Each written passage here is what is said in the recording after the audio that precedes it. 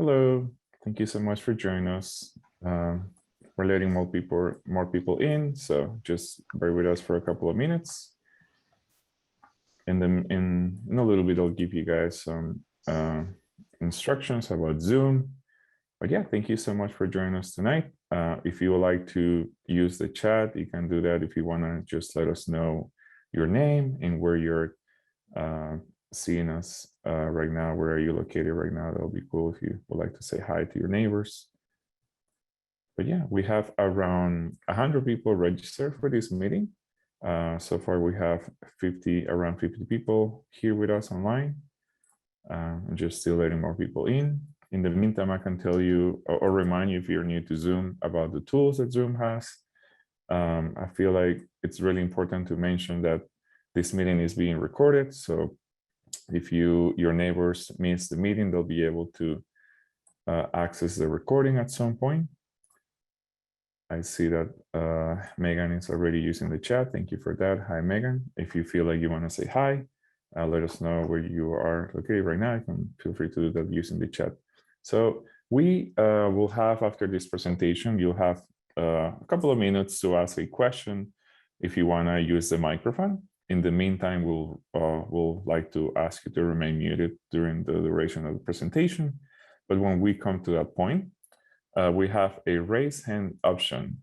And this doesn't mean raising your physical hand, but actually there's like an option normally located at the bottom of your screen. It could be under reaction. So just play with your settings. There's a different, I guess it will depend on what device you're using. You'll be able to find the raise hand option. Once you click on that, that will like prompt your name to the very top, and we'll be able to call your name. And then you have a couple of minutes to ask your question. If you don't feel comfortable with talking or using the mic, you can definitely ask your question using the chat. And we'll also be looking at all the different questions from the chat. And we will, we'll be like answering those as well. But yeah, I see that there's more people using the chat. Sean, Leah, it's nice to see you. John, thank you for joining us.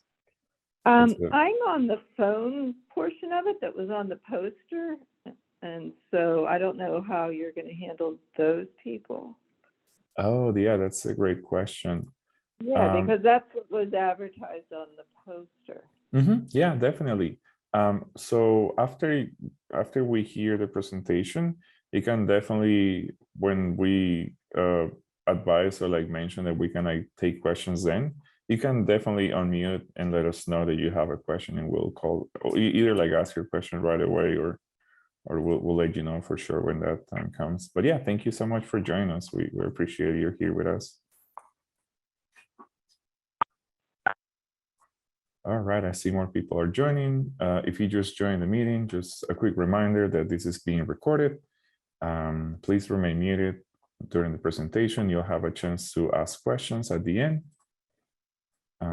And again, there's like a closed caption option. If you are actually being able to look at the presentation, if you're using a phone or a computer, you can activate the closed caption. And if you are having any issues listening, you can always activate that and read through the closed caption. And again, letting everybody know that this meeting is being recorded. So I think we can actually start now. So I'm just gonna go ahead and move to the next slide. And again, before we start, just letting you know, if you have neighbors or family that could not be here tonight, this is being recorded and it's gonna be shared with you after the meeting via email. We'll share both the presentation slides and the meeting recording, just so you know. All right, I guess I'm gonna pass it along to Paige Anderson from Domi. Hey, good afternoon, everybody. Welcome to our third public meeting for the Shadyside Connector project.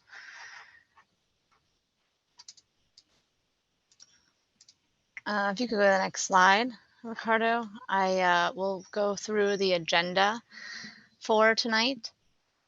After we're done welcoming everyone, I will go through some of the community feedback that we have gotten and the things that you've told us in past meetings, and then go through some of the existing conditions on the street, just so we're all on the same page and everyone is up to date on what we're doing. And then Nick is going to go through these design options. So we're going to talk about some of the past considerations and then the selected design, which is the Ellsworth Neighborway. After that, we'll go through a project timeline and have plenty of time for questions and answers. But first, if you go to the next slide, I'm going to introduce the team that's here tonight. Again, my name is Paige Anderson. I am a project engineer in the traffic division at the Department of Mobility and Infrastructure. With me is Nick Ross, the municipal traffic engineer, also in the traffic division in the Department of Mobility and Infrastructure. We also have some of our community partners alongside us. Ricardo, who you already met, works at Healthy Ride and has been helping us and with us through this whole process. We also have Eric from Bike Pittsburgh, who many of you have already met, and we have and we have Katie Olone, who is one of our consultants at Tool Design, who has been very helpful with this project. Next slide, please. So I'm just going to do a little bit of background on where we're at. The Bike Plus plan is something that most of you are probably familiar with. It lays out our vision for a complete bike network. It's a 10-year plan. It helps identify existing facilities and then critical gaps to make our robust network of connected bike facilities. If you're interested in learning more about it, I recommend you go to our website. It's a great document. Next slide. We did a lot of outreach around the Bike Plus plan. There was about 5 years of outreach and feedback, including 8 public meetings during February 2020, including thousands of participants. So a lot of thought has gone into this, and now we are on to the fun task of implementing some of these projects so we can start to see that network come to form. Next slide. So here's an example of the network that is in the Bike Plus plan. We put in a big red square around the neighborhood that we're on. You see that there is on Shadyside, you see that there's this blue arrow because could you, for the people who are on the phone, because that's what the poster said, could you describe those areas a little bit better? Because we have no photograph. Right. Okay, I'll do my best. I hope that perhaps you can find the recording of this meeting too in the future and be able to see some of these images, but I will try to describe them. So we're looking at the Bike Plus plan network map, and over Shadyside is a big blue arrow that goes from the existing bike lanes on Neville all the way up to Shady, where there are currently a few bike lanes up there at the Shady at Ellsworth intersection. So this connection was identified in the Bike Plus plan as a connection that needed to be made. So that's what we're here to talk about tonight. Next slide, please. To implement the Bike Plus plan, we have the initiative of Move Forward PGH. It is led by the city and the Department of Mobility and Infrastructure, but we've also been working closely with our local nonprofit partners, Bike Pittsburgh and Healthy Ride. So that's why Eric and Ricardo are with us tonight. It helps us engage with the community more thoroughly and making these connections for the Bike Plus plan. Next slide, thank you. So there's a lot of different types of bike facilities that can be implemented in the 2 that are shown on the Bike Plus plan. And as we start to go through the plan and look at each of these projects, we have to figure out which type of facility is most appropriate. We do our best to achieve a type of facility type that is all ages and abilities. And in doing so, we focus on the lower stress, higher safety types of bike infrastructure, which includes trails, protected bike lanes, and neighborways. So what we're going to be talking about tonight is a neighborway. A neighborway is a type of facility that is a shared condition, and to make a comfortable and safe shared condition on our existing right-of-way, we want to make sure that speeds and volumes of traffic are safe and comfortable for all user types. So we'll go more into details of that in the upcoming slides. First, I'm going to show you, though, some examples from the Move Forward program. We have some existing neighborways in the city in many different neighborhoods. The first one that we were able to install was in the south side and includes some speed humps and sharrows and signage. So we have a few photos of that one. Through Move Forward, we've also installed cycle tracks and more robust bike lanes, including some downtown for the Gap to the Point bike lane connection, and the new protected cycle track on Negley Run Boulevard.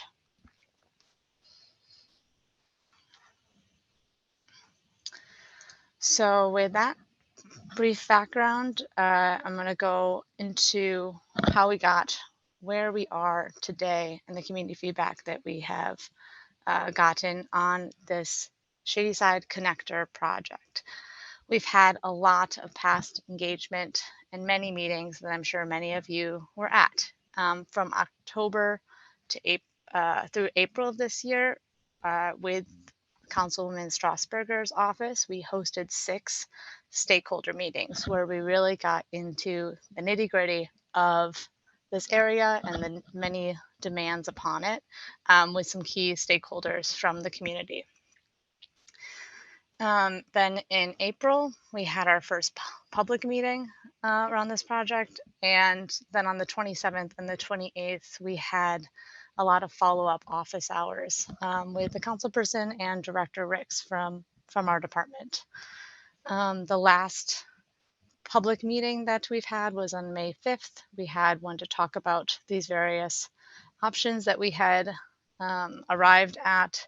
And then on the 21st, we also had some meetings with the public in the field on site.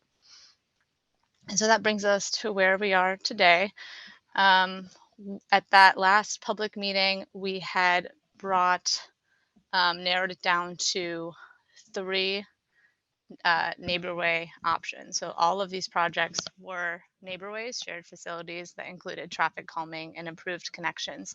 We put up a survey where people could rank their preference for these options, and we got over 500 responses in the month that the survey was up.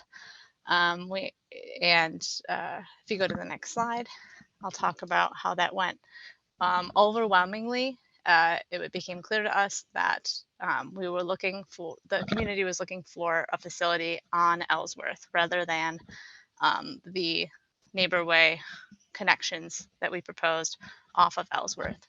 So we heard that loud and clear, and that is how we've arrived where we're at, of looking how we can do that on the street of Ellsworth itself. So with that, I'm going to dive into the existing conditions of Shadyside and Ellsworth. So first, we were looking at peak hour bicycle volumes. We were able to collect this alongside some community volunteers and with our partners.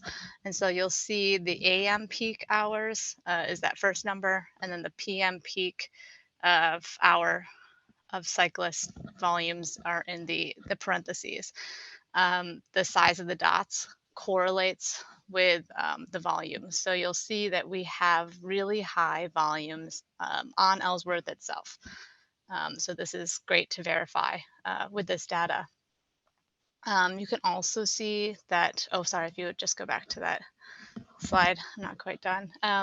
You'll see that Ellsworth, Aiken, and Negley are some really key spots where cyclists are interacting with Ellsworth to get to and from Ellsworth Ave. All right, next slide. We also collected some peak hour pedestrian volumes. Pedestrians are arguably the most important group of within the community, and we wanted to see where we see the highest volumes of pedestrians interacting with Ellsworth Avenue. Again, the bigger the dot, the more pedestrians that we're seeing. So one that really stood out to us is Ellsworth at Aiken Ave. And again, these were all peak hours, so 8 a.m. and 4 p.m. for those rush hour volumes. Next slide, please. So we also wanted to look at transit because that's a very important piece of our puzzle here. So we're looking at the bus lines on Ellsworth and the surrounding area. You'll see that Ellsworth itself has a lot of bus stops. So that's something that we wanted to make sure we're taking into account.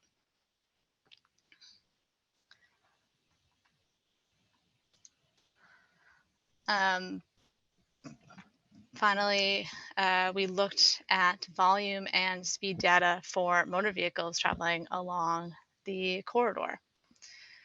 If you would click through to show those, please, Ricardo.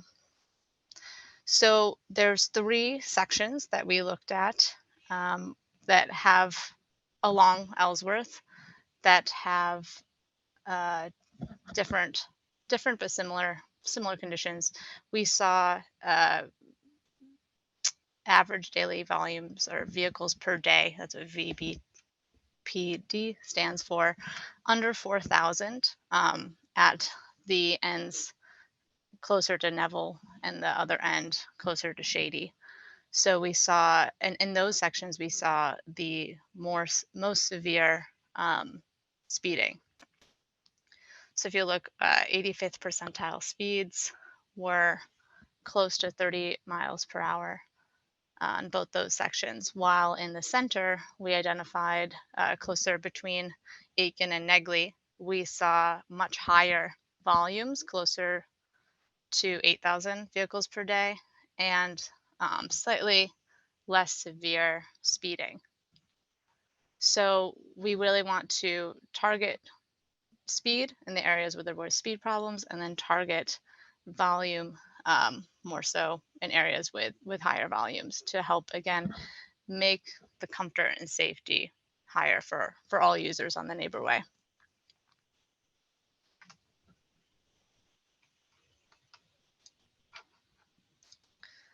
And then the final bit of data that I'm going to go through is our safety study, where we pulled crash reports from 2018 through 2020.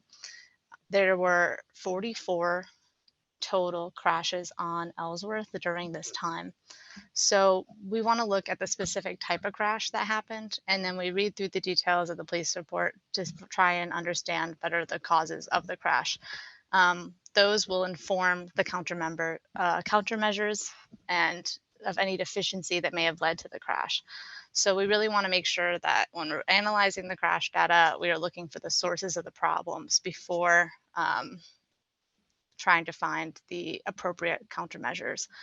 We don't anticipate that traffic calming can eliminate all crashes, but our goal is to limit the amount of crashes that could result in serious death or serious injury or death. So the largest factor in that is speed. That'll help us determine the risk of injury or death. But we also want to take a really comprehensive approach at analyzing the crash data so we can best mitigate risk. The types of crashes that we are looking at specifically here that are can be the most severe involve pedestrians. So there's 4 of those on this map. One, for those of you on the phone, one of those is near Morewood, 2 near Aiken, and 1 near Negley. The Negley intersections. We also looked at side swipes, a few of those near Morewood, 1 near St. James Street, and then head-on collisions stood out to us. So there was 1 of those near Neville and 3 of them near Aiken. Yeah, so with that, I'm going to hand it over to our municipal traffic engineer, Nick Ross, and he's going to discuss some of the design options that we're looking at. Thank you very much, Paige and Ricardo. Thank you, everybody, for joining us tonight. Again, I am Nick Ross. I'm Chief Traffic Engineer, City of Pittsburgh.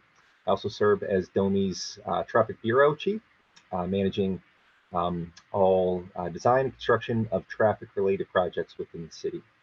I'm joining you today as this project has moved from the planning phase into engineering design. So I will be overseeing the remaining portions of plan development and construction as we move forward. Ricardo, okay.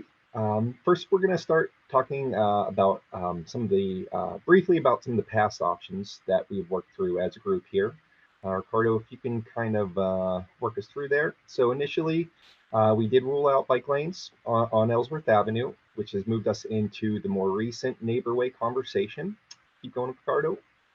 All 3 neighborways that have been discussed throughout this year have the same general design concept, planning design concept of utilizing existing streets and existing mixed traffic to allow for safer movement of both cyclists as well as all other users of the street. Based on the survey results and our own engineering judgment, the Ellsworth neighborway was selected as the preferred alternative. This is the most direct route that will serve the desire lines of the most people. The off Ellsworth routes were circuitous in a manner that were unlikely to really attract many of the riders and frankly, all pedestrians that would be using this street in a safer, that would be using the neighborway for a safer route through this area. Go ahead, Ricardo. That'll work us into detailed discussion about our proposed alternative neighborway on Ellsworth. I'm going to do my best for everybody on the phone to be more visually descriptive of what's on the slides. Please feel free to chime in if anything needs a bit more description. Goals for Ellsworth neighborway. This one is all text, so you guys on the phone luck out on this one. This really goes over all 4 sort of classes of our street users that we see on this street. And you know, it's important for everybody to remember that many, if not most of us, are not singular users of streets. And so neighborways are great because they really provide benefits to all people using the street, especially those who use the street in multiple different ways. So the targets that we're going to be shooting for in design to achieve for that bike mobility piece, for this to really be a safe and comfortable facility, research has shown that we're going to be targeting vehicular speeds to be in that 25 or under mile per hour range. This is also the posted speed limit, so we're simply asking folks to follow the rules of the road there. We're also going to be looking to, where appropriate, try to reduce some of those volumes, the vehicle volumes, down to around 3,000 vehicles per day, if not under. This simply speaks to the chances that you're either going to be stuck behind a cyclist if you're a driver, or have that driver close behind you as the cyclist. All of the treatments and improvements that we're going to suggest will have the added benefit of improving pedestrian safety and comfort. When we improve pedestrian safety and comfort, as well as bike mobility, that supports and enhances transit access.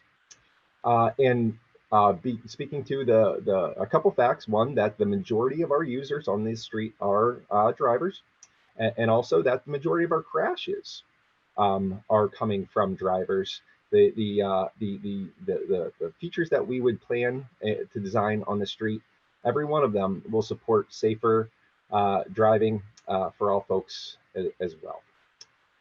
Go to Ricardo. This slide briefly just reminds everybody about the sort of some of the existing conditions that we're planning around. The concept of on our western and eastern ends, we have vehicle volumes down around between that 3,000 and 4,000 vehicles per day range that then escalate up above 7,000 vehicles per day, sort of in the middle core of the street. And this also has that Route 75 bus and a 25-mile-per-hour speed limit throughout.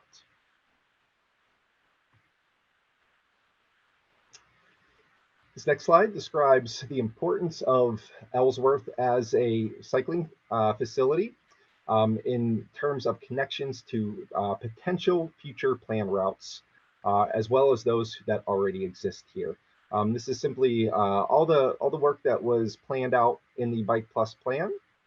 Any projects that have not been constructed that you might see on this map very much would have their own extensive public involvement process, and will be discussed at a later date. However, we can see that, and folks in the area certainly know without having me tell them that, Ellsworth is an extremely important connection to all points in between and around this area.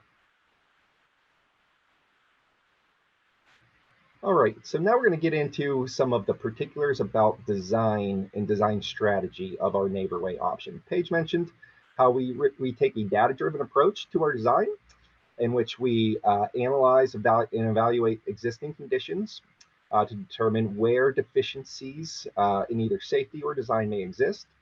We then take those deficiencies and apply proven countermeasures, proven solutions that both are well received around the country, and also that we see with success here in Pittsburgh to those specific problems. This is we very much don't just throw everything at the wall on these projects.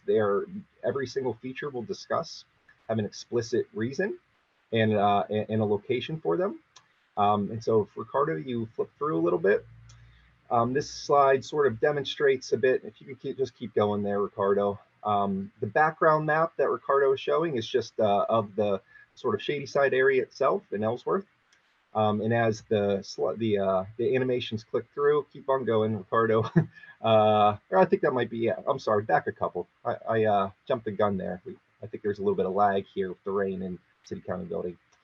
This is another way to visually show how our three sections really align on Ellsworth. This speaks to our interest in designing very intently based on the specific location and features of that area. We are not applying kind of broad-based solutions where they may not be relevant or valid. This also then just kind of once again shows how our eastern and western ends sort of have that focus of calming speeds, using traffic calming to reduce speeds, since that is our primary concern in those areas. With the middle section, our intent being to really not only control speeds a bit, but also, where appropriate, have some natural reductions in traffic volume. I know on some previous meetings, more I'll say heavy-handed traffic calming features that we were calling diverters were discussed to sort of force traffic off of Ellsworth. Those will not be part of our proposed solutions. However, we will note that on streets that have received traffic calming projects in the city in the past, it is natural to see maybe a 10 to 20% reduction in volume based on the type of traffic using the street and parallel routes. What we see here is this is rarely traffic that is intending to be on or from the street in which the calming is done. It's really sort of that cut-through traffic that, frankly, we are trying to keep off of our neighborhood streets, speaking to the interest of keeping our neighbors as safe as possible. So we will expect to see some moderate sort of natural volume diversions onto some of our higher level routes that parallel Ellsworth, with the calming features that we deploy to control speeds on either end. Go ahead, Ricardo. Okay, so this is a slide that sort of presents our overall vision for the corridor. When we are taking this from planning into design, We are very much looking at Ellsworth as one unified vision for design and implementation. We've broken this up into segments, speaking to the varying needs as we go along the route. But as we're designing this neighborway, the end result will be one consistent vision, one consistent plan from front to back. We will dive into a lot of the particulars here. However, this does sort of apply, and for the folks on the phone, what Ricardo is showing is sort of the background map with Ellsworth highlighted in the visuals. It lays out every intersection type, so all of our stop controlled intersections, all of our signalized intersections. We're also looking at some of the potential countermeasures that we are proposing to deploy at both those intersections and mid-block between intersection locations. And finally, on this map, we have highlighted some of our more institutional, from the traffic term, trip generators. So places that a lot of folks come to and from in the area, such as our churches, our schools, and our commercial districts, which Ricardo also has highlighted on the map. Also important to remember East Liberty Transit Station at the far eastern end of our corridor, speaking to our very needs and users to serve here. Go ahead, Ricardo.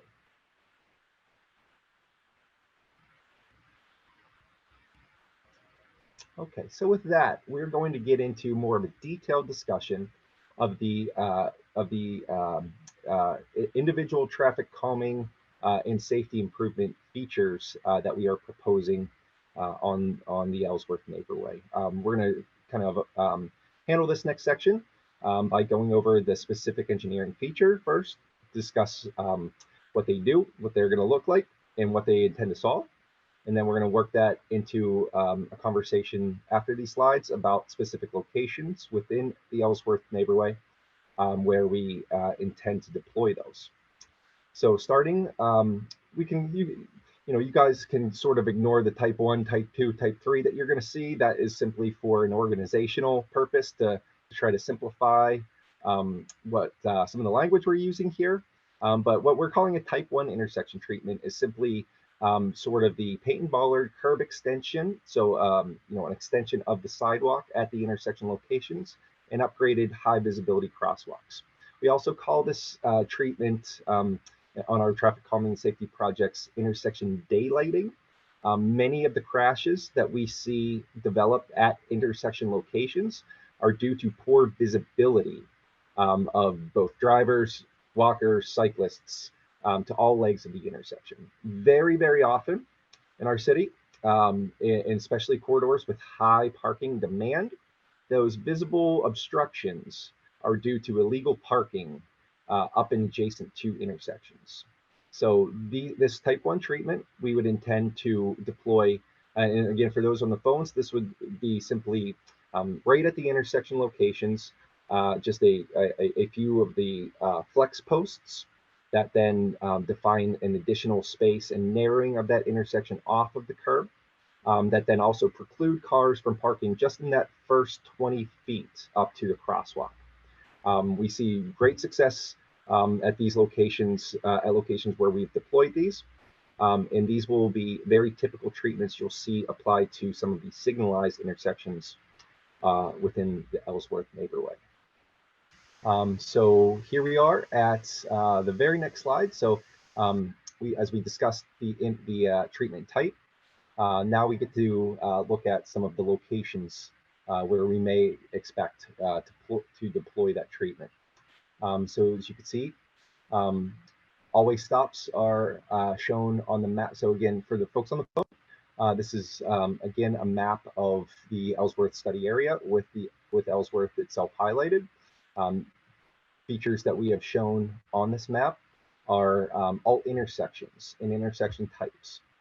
So we have 1, 2, 3, 4 signalized intersections, and 1, 2, 3, 4, 5, 6, 7 stop controlled intersections. The type 1 treatments we are proposing to be focused, excuse me. Let me try to go back one. Oh boy, yeah. Oh. Let me try one more option.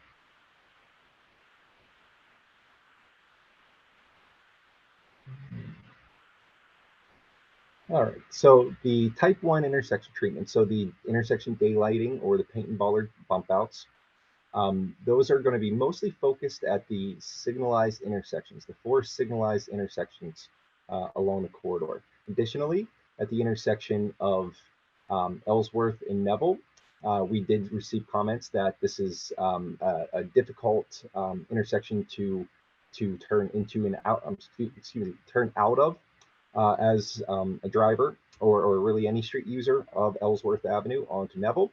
And so we would expect to deploy some type of modified bump out or daylighting treatment there to help that visibility of movement.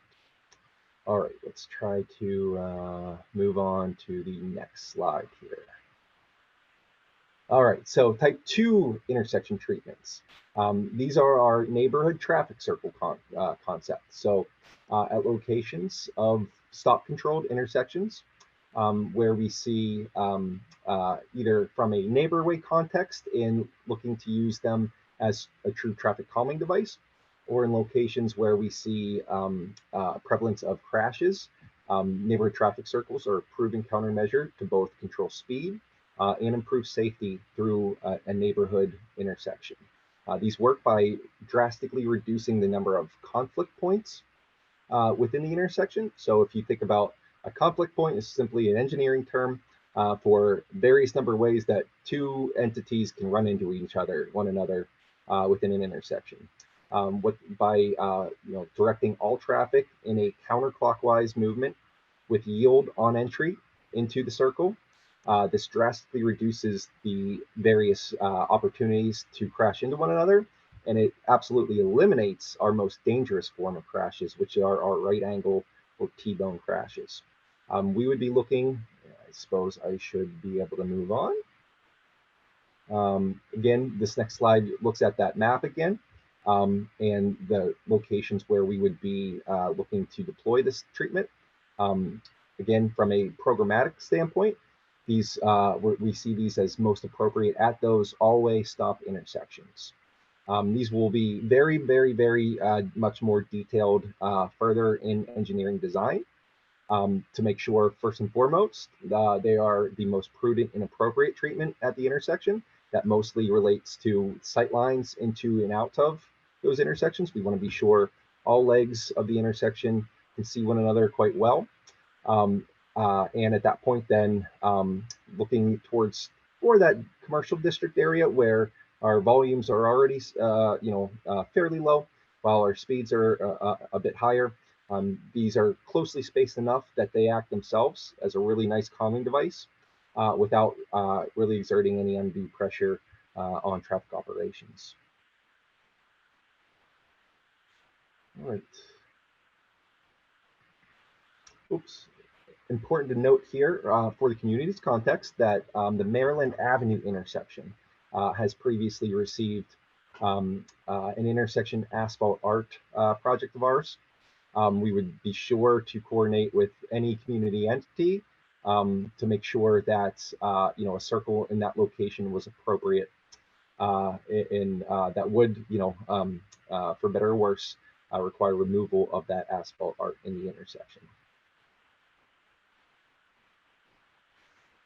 Okay, moving on. What we are calling our type 3 treatments are really focused on mid-block crossing locations where typically far from controlled intersections. So we always, we always like to encourage all pedestrians to use existing controlled, when I say controlled, either stop controlled or signal controlled intersections. However, we realize that is often an undue burden in locations where our intersections are spaced quite a bit apart.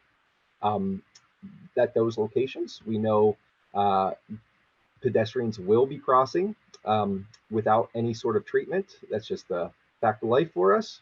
And in these locations, we try to serve these desire lines, as we call them, with appropriate engineering controls that both safely facilitate the movement of pedestrians and mobility, while also properly warning and alerting drivers in the area that they should expect to see pedestrians crossing at those locations.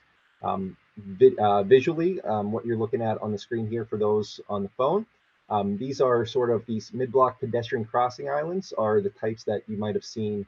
I'm thinking South Dallas Avenue was one of our first ones, in which there is a kind of in the median or middle of the lanes, a 4 to 8 foot sort of protected area that is protected by flex posts with a high visibility crosswalk. This allows the pedestrian to really complete the trip in 2 stages if need be, exposed to traffic only 1 lane at a time. These also serve as a horizontal deflection device in our traffic calming parlance.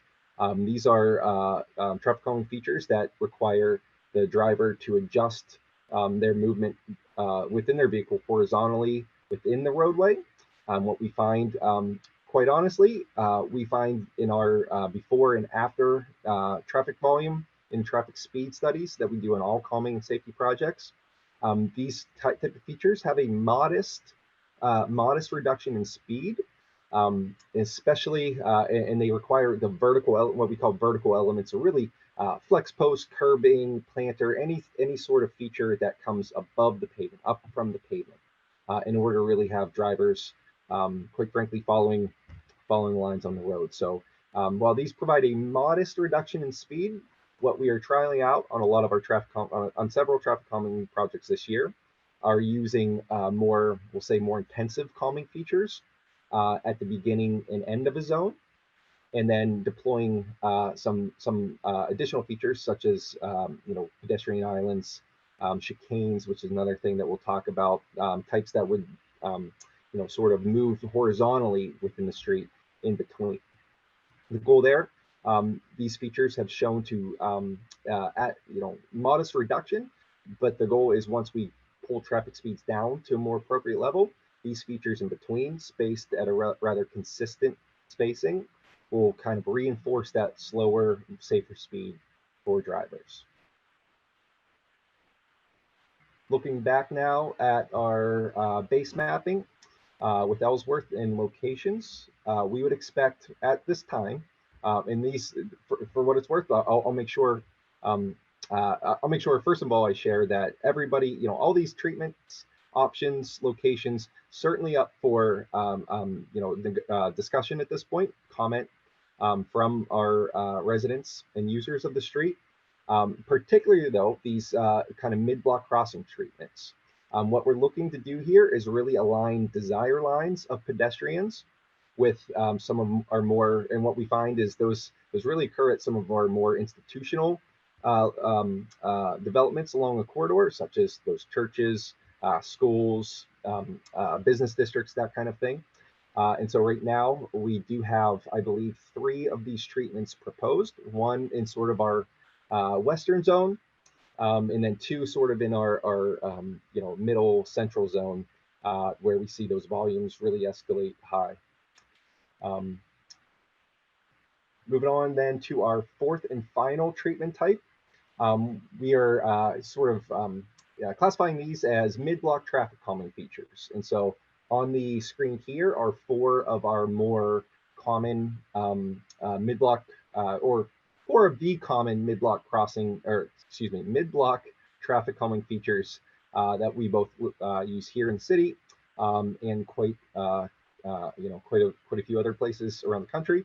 The first is our most popular and successful traffic calming device, and those are speed humps or speed tables. Ellsworth Avenue is both a main transit route and an emergency service, a priority emergency services route.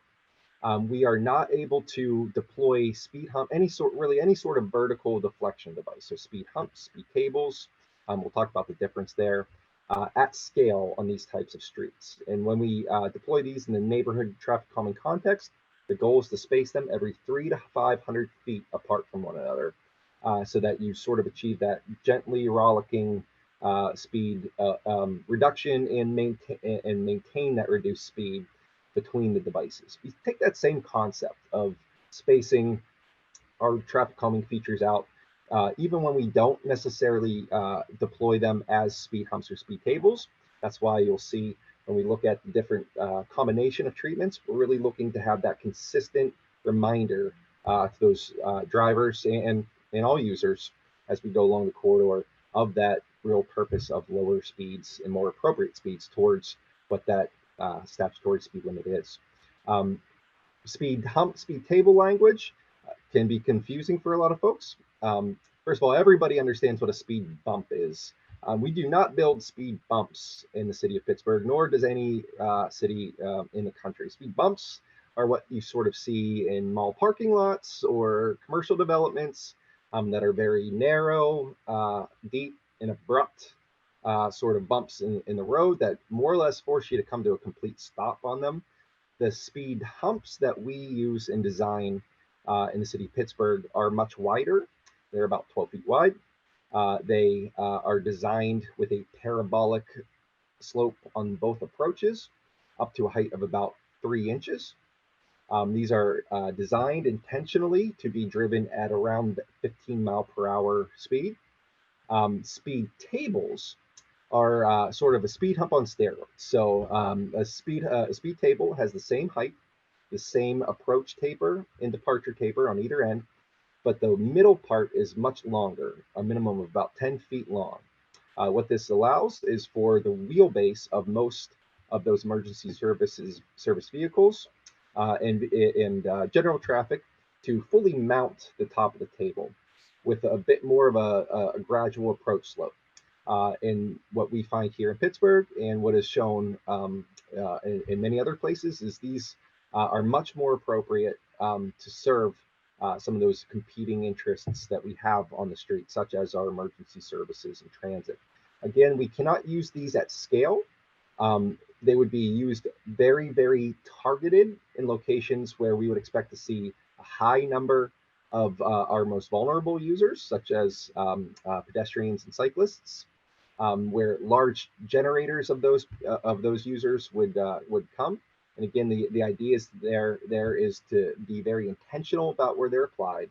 And so we really achieve a slowing of speed into a specific zone without necessarily adding these all along the way.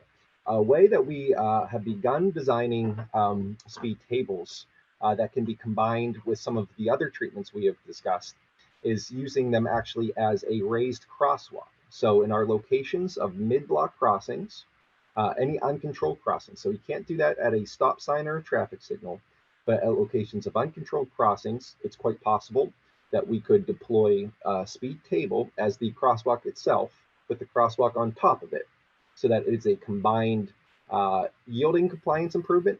Raised crosswalks are shown to improve yielding compliance from drivers to pedestrians in the crosswalk by upwards of 50%, according to some studies.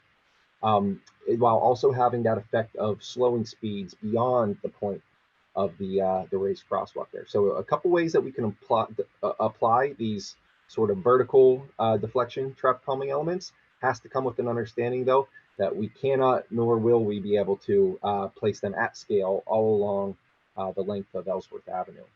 Additional traffic calming features, we discussed the pedestrian refuge islands. That's a horizontal deflection device. We try to align these so that it moves the driver at least a third of the way into or out of their typical lane. When you don't provide enough of a horizontal deflection, what you kind of see is the driver sort of just edge over towards the outside of their lane and not really even necessarily negotiate that sort of deflection effect of the refuge island. Further, on the right-hand side of the screen, for those folks that are on the phone, we have two other mid-block features that we have not deployed very often in the city yet, but could be used on the street. The top one is called what's called a chicane. This is simply a traffic calming device that forces the drivers in both directions to sort of negotiate almost sort of an S-curve type of alignment at a mid-block location. Again, similar to our refuge island, pedestrian refuge islands, or our splitter islands, you might hear us mention. This is a horizontal deflection device. As we introduce this geometry into the street, it will force the driver to sort of pay attention, gain better control, and oftentimes slow their vehicle down in order to negotiate the geometry of the chicane. Full transparency, these will require some amount of we'll say location-specific parking removal in order to achieve that sort of shifting of traffic within the street. You got to be able to shift traffic one side or the other through the chicane area. Where we do that, we would be forced to remove parking on one side of the street as the drivers negotiate that turn. Additionally, as a mid-block horizontal deflection traffic calming device, we have very technically named a choker on the bottom right. This is simply, again, there's a mountain of evidence that sort of relates driving speed to lane width.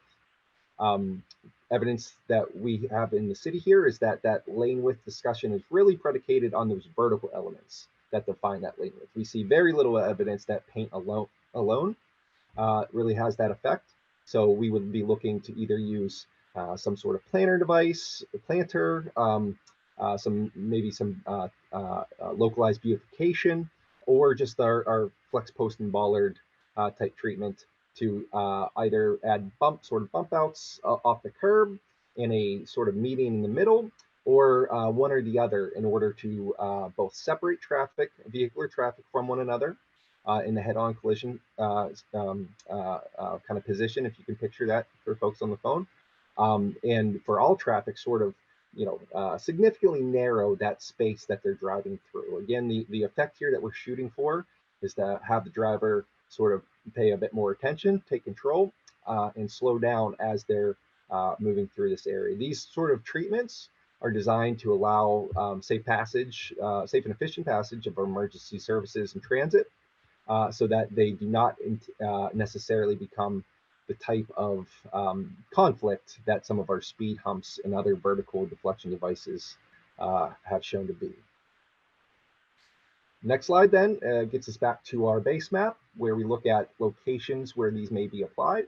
We're really looking at, if you can remember back to our conversation about sort of our 3 zones along Ellsworth, where our eastern and western locations sort of have lower volumes, higher speeds.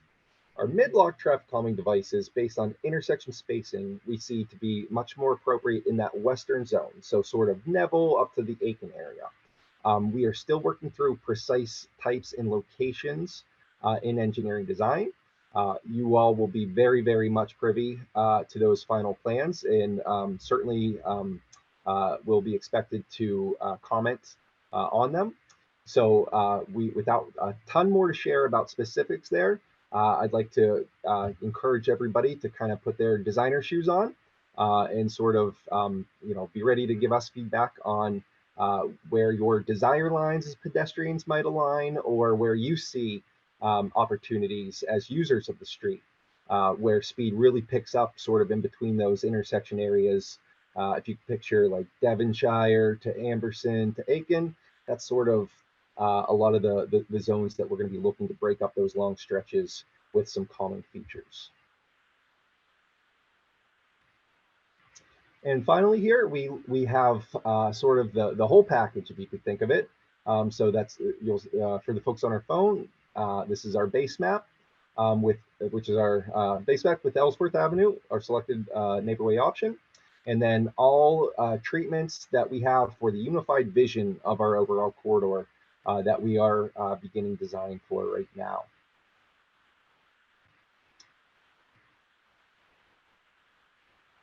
Next slide is going to discuss some expectations for next steps in terms of how we expect to need to phase this overall vision designed at once.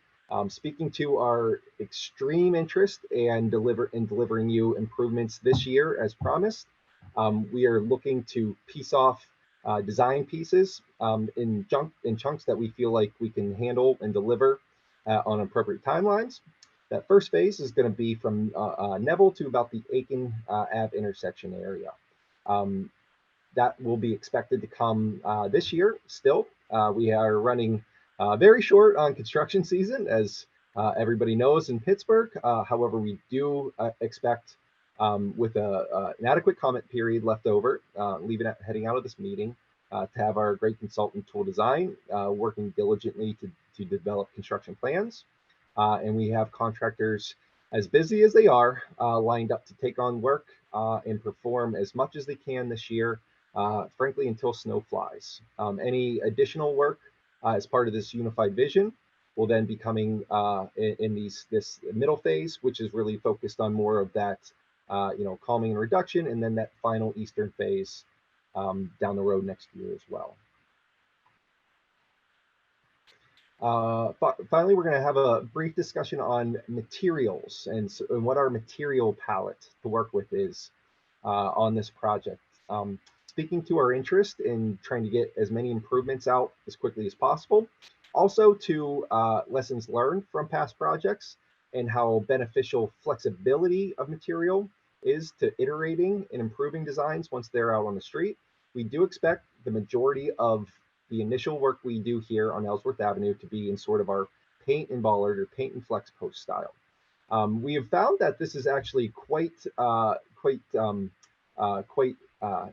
have, let's be honest, we don't all love to put the paint and the flex posts out all over the place. There are plenty of issues that we have with them. However, we are learning experientially, especially on streets like Ellsworth that have a lot of those competing needs, that there's actually a lot of value in the flexibility of those kind of materials that we sort of lose when we come in with our more permanent concrete type features.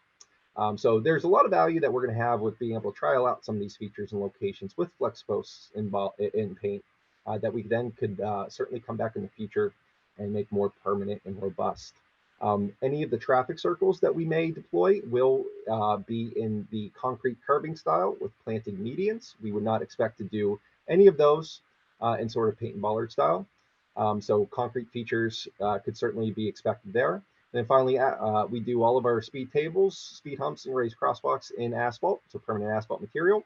And so along with the pavement markings that would define those speed humps or speed tables, those would be constructed in asphalt.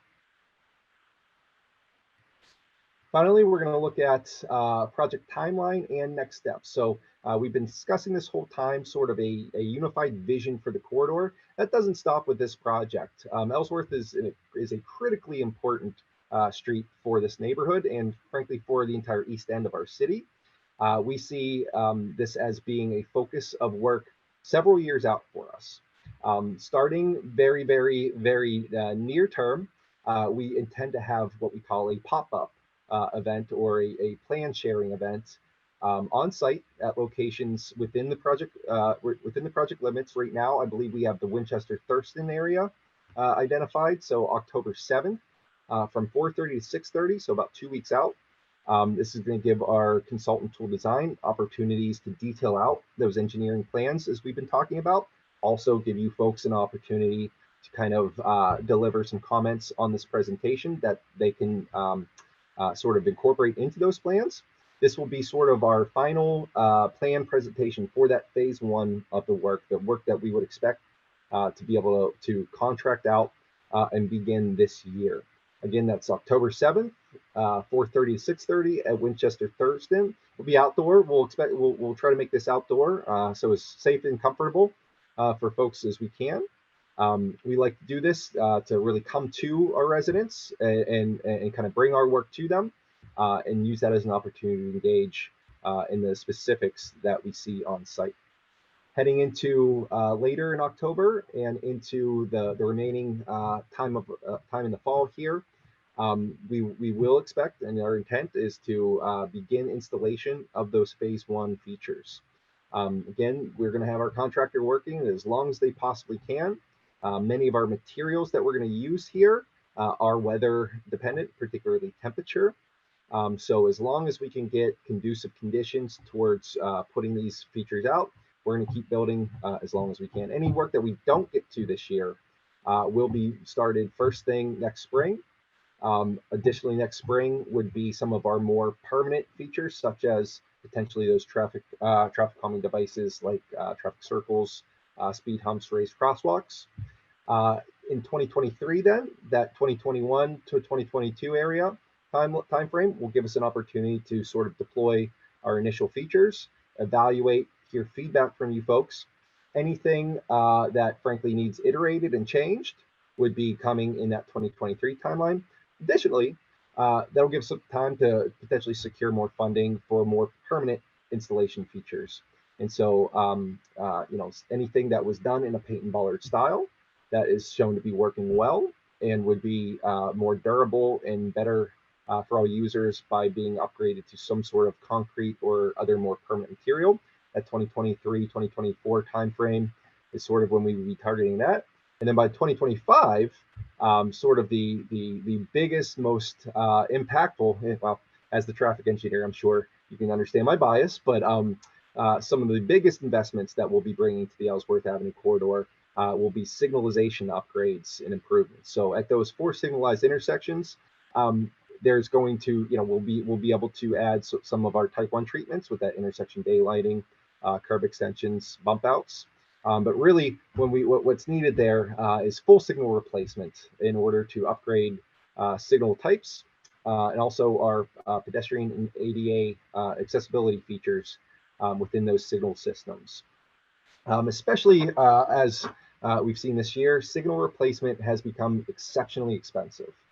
We would expect every one of these signals to frankly begin at a price tag of around $250,000, escalating up to as much as $500,000 or $600,000 per signal.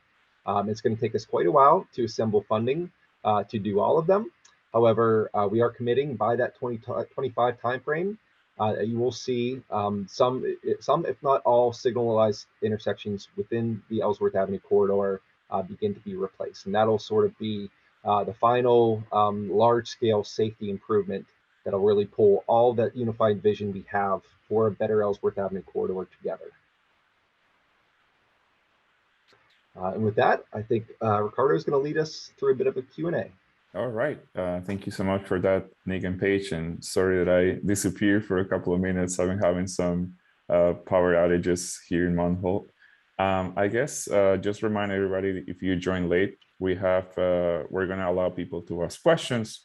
You can do this by raising your hand, which means the raise hand option on your Zoom. I see a couple of people have done this already. If you don't want to talk, but you want to ask a question, I know we have a lot of questions in the chat, so we'll be alternating between people speaking and reading questions from the chat. And I also noticed that we have some people joining us via their cell phones. So I would like to give this, I see 3 people here. If they would like to speak, you can go ahead and unmute yourself. Hopefully we can find an order for this. So if you, one of the 2 people that we have using your cell phone or a telephone, if you want to speak, please unmute yourself. Okay, I have one question. Is there any time in the near future where there'll be designated bike lanes with the loss of parking? That has never been mentioned. No, ma'am, there will not. All right, thank you so much for that question. I see that actually somebody using the phone was able to raise their hand. I don't know if that's the same person, but if you are a different person, you can go ahead and unmute yourself. And if not, we can also go ahead to other people. I guess in the meantime, we can call people that raise their hand. I'm going to call Leah. Leah, please unmute yourself. Hi. So I'm generally very happy with what I've seen in these improvements. I think they will go a long way to making the street safer for pedestrians and bicyclists without having too much of an effect on everybody else using the street. My biggest concern is at the beginning, there was a comment that a neighborway to be all ages and abilities should have, I think it was under 3,000 cars per day. I saw that there was a section of the street that has 7,000 now, and we were talking about a 20% reduction, but that still doesn't get us down below 3,000. So I'm just trying to make this add up in terms of making something that's truly all ages and abilities. Sure, Leah, I certainly appreciate that question. The intent of us leading with sort of that diverter, full diversion of traffic conversation throughout the earlier part of the summer really spoke to our understanding of that being the critical issue as well. Unfortunately, well, I won't say unfortunately, this is a process that we're all together with. that full diversion of traffic in one direction or the other for a short period that would have really been necessary to get down below that 3,000 vehicles per day. Wasn't the type of impact that was received well by the neighborhood. And there's fair value to that too. Ellsworth isn't necessarily one of our more egregious cut-through streets. Those kind of diverter devices really are intended to try to manage that cut-through traffic. What we're seeing in our origin destination study is that, for better or worse, that a lot of that volume are people getting to or from Ellsworth, and so we understood through that the diverter conversation was maybe a bit better to be applied elsewhere. So you're not wrong, Leah. That's an unfortunate and difficult trade-off that we're all going to have to accept when we do focus on reducing impacts to parking and driving. There is a trade-off there. We're managing that as best we can for the benefit of pedestrians and cyclists through some of these other features. However, you're not wrong to acknowledge that it's quite possible in that middle section that we will not be down below that 3,000 vehicles per day threshold for what we like to achieve with a neighborway. Yeah, I guess I'd hope that at least, like, I do think that these improvements will do a lot and that we're on the right track. I guess what I'd really like to see is just a commitment to revisiting this and seeing how things are going down the line. I think, like, I'm comfortable biking on Ellsworth now, but I want it really to be a safe place for everybody else who's less comfortable than me to bike as well. And I do think that traffic volumes are the most important factor there. It's very fair, Leah. All of us together as partners in this, when we talk about iterating, that also means that if a treatment is not achieving its goal, that we owe it to each other to kind of revisit and find solutions that do work for everybody. So we'll certainly be willing to take that on as we move forward. Thank you for that question. I'm going to call one more person that raised their hand, and then I'll pass it to Eric to maybe read a couple of questions from the chat. So Ali, please unmute yourself. Thank you, Ricardo. Thank you, Ricardo. Thank you, Paige, Nick, Katie, Emily, and of course, Erica. I think what I've heard tonight is really it's a fantastic, presentation. And I think I was texting with a couple of our neighbors. It really satisfies the residents. There not going to be disturbance to the residents. In addition, it will make the street much safer. The good news also is you're going to do this as a sort of it's not going to be right away. It's going to be over a period of time. And I think I hear that we can also evaluate, maybe things can get done better or worse, etc. So I just wanted to thank you, actually. I have no specific question. Thank you very much for all the efforts. Appreciate the third. I'll add for the group too, when we talk about evaluating, we do try to be as data-driven as possible. So as we deployed our traffic data collection devices that look at volume and speed prior to the project, we'll also be coming out at each stage of the project to evaluate how successful our treatments have been at moderating that volume and speed. So thank you very much there, sir. Yeah, we appreciate your feedback. All right, I'm gonna pass it to Eric to read a couple of questions from the chat. Yeah, sure. That's actually a good segue to the first question, Nick, is from Adam, who had to leave, but he wanted to know if the traffic data specifically is publicly available, specifically via CSV file or some other type of file. Oh boy. Yeah. I'll expose, boy, I can't admit that I'm quite sure what a CSV file is. I apologize for that. Comma separated, yeah. I do believe now, fair warning, the engineers that I have under me in our traffic bureau, we wear a lot of hats. And so same folks that do the design and construction inspection also do data collection, community involvement. And so we aren't necessarily always very quick to upload all of our data, speaking to the needs that our residents have for us elsewhere. However, I do believe that we have a process for getting all of that uploaded. And I believe we have an outside entity as well that partners with us And so if you can maybe give us a little bit of time to get those updated and get a couple links out, I'm sure we can do that. All right. Got a question about how we're taking into account the new scooters that have recently appeared and how Sure. they maybe are affecting current plans. Sure. So scooters are a two-wheeled mobility device. One would not necessarily be wrong to make the connection that bicycles are also two-wheeled mobility devices. For everybody's sort of personal thoughts and opinions on scooters, what is undeniable so far is that we've seen an absolutely enormous amount of usage for them. The same kind of complaints that we get about scooters, we also have heard in the past about bikes. Where are they supposed to go? They're conflicting with drivers. We have a very, very, very strong convergence of interests at that point. While we are not necessarily going to be removing parking in order to build dedicated bike lanes, we very much see that the same kind of calming features that benefit cyclists will very, very much benefit scooters. And I'll add that for not necessarily Ellsworth, but for other places, this now becomes the kind of convergence of interests where instead of having maybe a couple hundred to 1,000 bike riders a day, we have a couple hundred to 1,000 bike riders a day, and at least as many, if not more, scooter riders. So this all of a sudden becomes a very, very, very high percentage, relatively speaking, of total users on a street.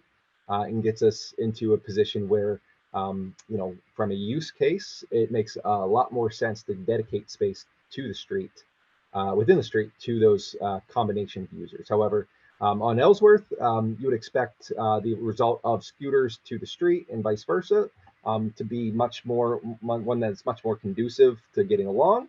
The slower and more calmer our traffic is, the more that scooter type is appropriate for within that traffic, just the same as we see with cyclists. And as we also try to provide safe streets so that cyclists do not ride on sidewalks, the same applies to scooter riders as well. So the safer we can make our streets, the more comfortable scooter riders will be riding on them, which will mean the less sidewalk riding and parking that we see. Very good question. Sounds good. I'm gonna go back to raise hands. I'm gonna call Mary and then Robert. Mary, please unmute yourself. Hi, thank you for this plan. I like it a lot, and I like the way you're interacting with the neighborhood and laying out things with paint and bollards to find out what actually works so you can tune it up. I did have a question about the proliferation of stop signs, though. A stop sign to a bicyclist completely interrupts momentum if the bicyclist stops. And we know that just like drivers don't stop at stop signs, bicyclists don't stop at stop signs. There was a lot of diversionary discussion in the chat about who should do what, and I don't want to bring that up here. But from a system design standpoint, introducing a feature that has a known failure mode is something that you should think very carefully about. And so my question is whether there is some alternative to the stop signs that would have the effect of slowing the traffic without putting bicyclists in a position of either violating the stop sign law or completely interrupting their momentum. Mary, thank you very much for that. And I apologize. This is my fault for not clearly demonstrating our intent here. We plan, our intent is to remove all of those stop signs in favor of our neighborhood traffic circles in order to do exactly what you're suggesting right there. I misunderstood the diagram because I thought it was about inserting stop signs. Understood. Those are all the intent there in my presentation was to identify those as existing locations of four-way stops, meaning targeted zones for us to come in and improve with neighborhood traffic circles. Okay, thank you. Yes, ma'am. Thank you for that question. Robert, please unmute yourself. Thank you, Ricardo. A couple of questions for you real fast. We talked about the design being presented, but we seem to be on a very fast track with phase one here. So my first question is, when and how are we going to get to see the design? We'll take them one at a time, Robert. If I can kind of use that break to respond. First of all, you're absolutely right. As the responsible party for overseeing engineering and construction, I am quite aware of the extremely short timeline that we have to get moving this year. Our consultant tool design group is a national firm with a lot of resources that do these type of projects all the time. We are having them follow along in a parallel track to our planning phase right now. So they've already set up all the base mapping sheets and have started to develop those plans. We're going to give them the next 2 weeks to sort of wrap up that phase 1 conversation. That's then what we plan to present at sort of our pop-up event on October 7th. We can certainly share that, share those plans in other forms as well for folks who may not be able to make it. The intent there, though, and I don't want to, necessarily give people delusions of grandeur here. These are going to be more of our quick build type treatments that don't have a ton of engineering time to them. And so we can almost programmatically put them on plans and use sort of typical standards to kind of head off some time in that engineering process. Anything that is more intensive in physical construction would then follow up in future iterations where we have more time to spend detailing the more impactful parts of the plan. So I guess my first suggestion would be, rather than just to give them out at a pop-up event, that really does not get circulated through the neighborhoods. I really think there has to be another mechanism to deliver those plans so that people can see them, one, to know if they want to go to the pop-up event. Gotcha. So, and I don't think I do not believe it's adequate communication to hang some signs along just the Ellsworth corridor. There's no signage on Devonshire Street. There's no signage on like Pembroke or Westminster. We're leaving out a whole lot of communication there. But my follow-up question then is, assuming we are able to see these, how long will the comment period be? And will we be able to respond to these plans before you start construction? Sure. Very fair question, Robert. The comment period will begin right now, leading up to, and again, this speaks to sort of our need to really move in order to deliver the type of improvements our residents have been demanding for a long time now. We're really trying to speak to that need that we've heard loud and clear, and our intent here is not to necessarily delay those coming for an additional year. In terms of feedback, certainly going to be collecting any feedback you have on our treatments through the next 2 weeks. We would also be able to leave, I would say maybe a week or two following that October 7th meeting, sort of for some speak now or forever hold your peace conversation. But again, I want to make sure we conceptualize and people understand that what would be coming this year would really be all that paint and bollard stuff, and frankly be more of those intersection treatments that I'm not going to say anything is not negotiable, but safety in and of itself, especially safety that does not have impact to parking or loss of driving lanes. It's going to have to be a very strong argument at that point to move us off delivering these improvements for our residents.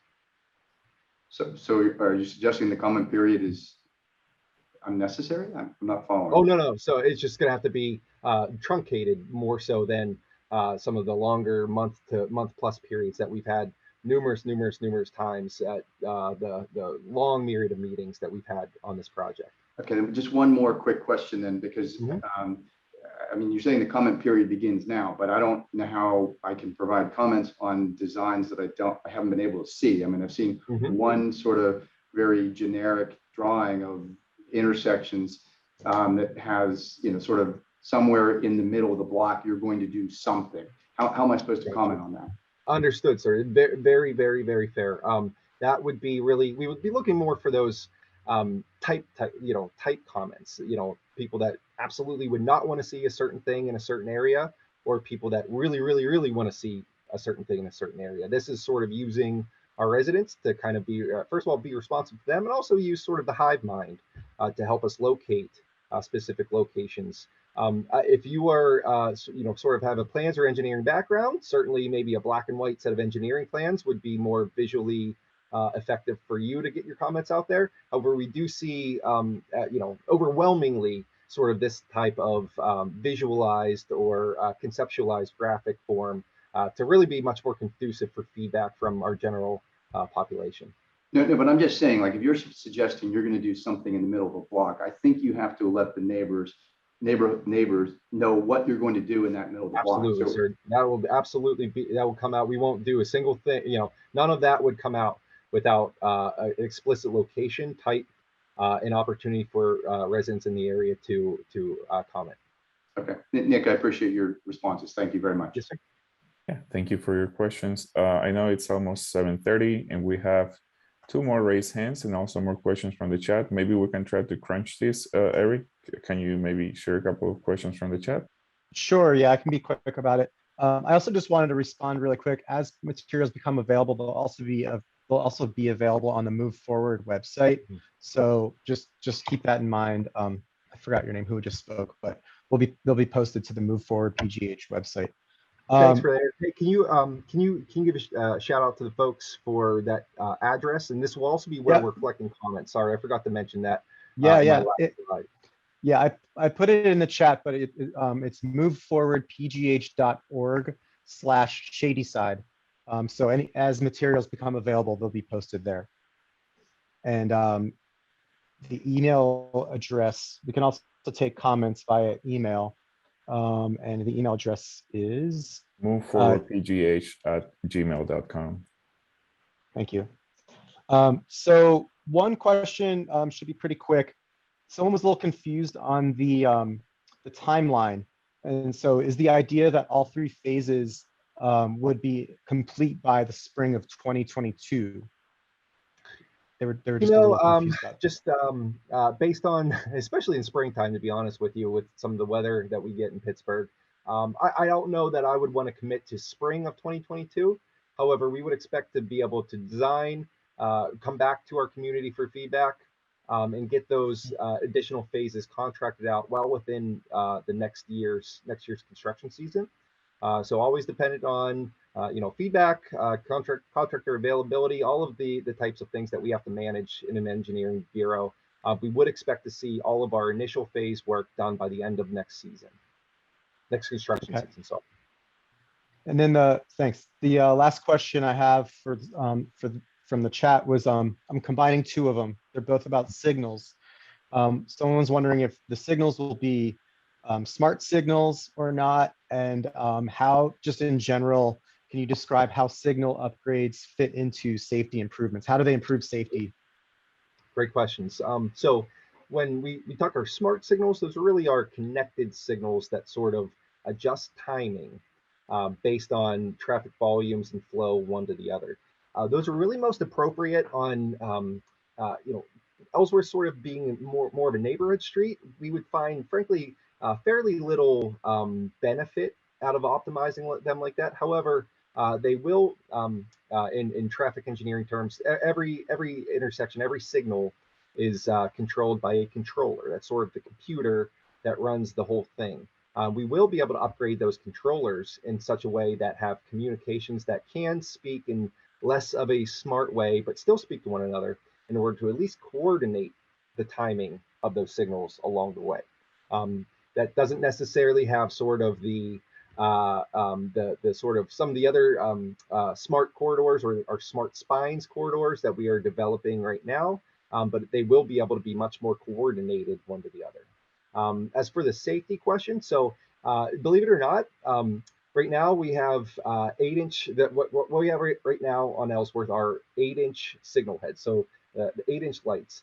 Just upgrading those from the old standard of 8 inches to our new standard of 12 inches has been shown to result in upwards of 50% reduction in crashes at those intersections. So just that visibility of improved signalization tends to be a very, very big safety improvement to folks using those signals as they're intended. Additionally, we will upgrade these signals with full pedestrian signals and as pedestrian signals and ADA accessible signals which is certainly a safety improvement as well for our most vulnerable users. That more or less wraps up the questions in the chat. Okay. Hey, Ricardo, I'll stick around for a minute or two if we can get the 2 hands raised. We want to be sure we're responsive to folks who've stuck it out here with us for the last hour and a half.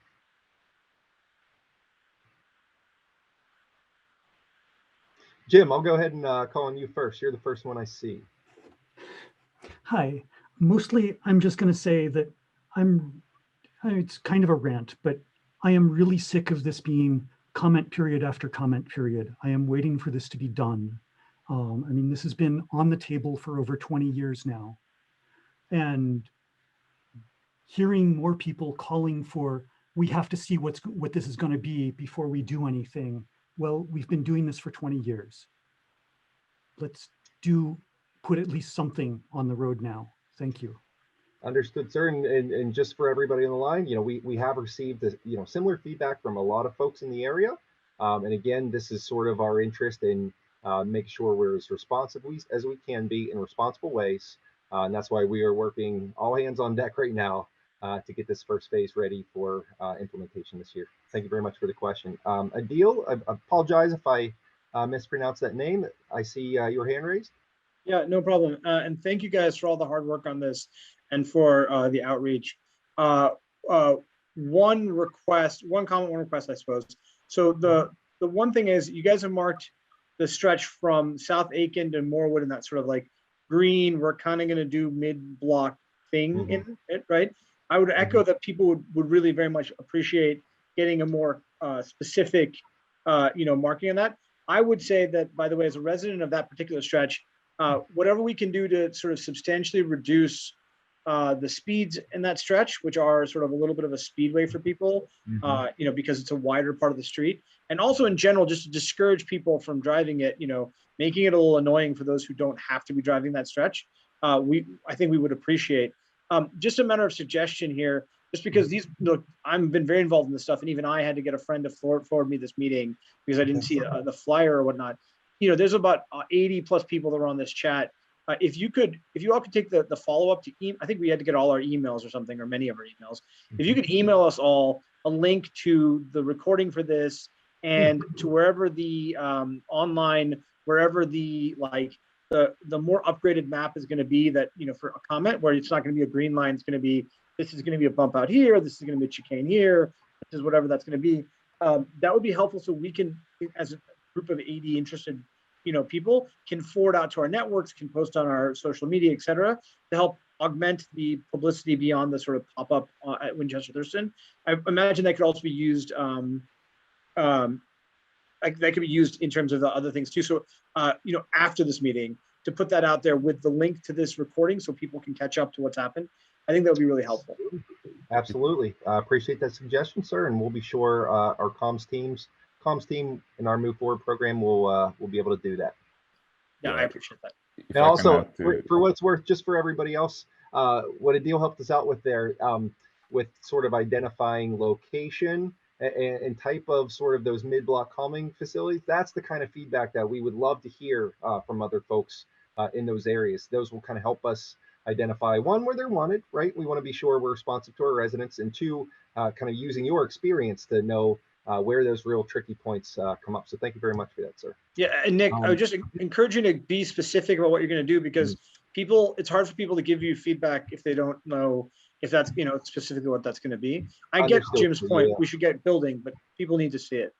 Very much agreed. And I'll reiterate that any sort of those mid-block features will be presented in detail form with type, location, and actual scale to them by that October 7th meeting, and then having that period afterwards to kind of review and comment. So thank you very much for that reminder as well. I'm going to ask the Move Forward Comms team to make sure we have all of the chat questions taken down. We'll do our best to respond to those for any ones that we have not gotten to. I'll remind everybody once more that we will leave the next 2 weeks open for comment of this presentation specifically. Join us then on October 7th for review of these more detailed plans, specifically some of those mid-block treatments that we're discussing. and we're all hoping to get underway. Pray for a little bit warmer weather into November, and I think we can really make some moves this season. So with that, thank everybody for coming, and hope to see you all soon. Yeah, thank you so much for joining us. And yeah, again, I would like to send everybody that joined this meeting an email with not only the presentation link, but also the recording. And I know there were like more questions in the chat, and we'll respond to those via email as well. And yeah, thank you so much for coming. It was really nice seeing so many familiar faces, and hopefully we'll see you all again in October 7th. You Thank guys you have all. have a great night. Have a good night, everybody.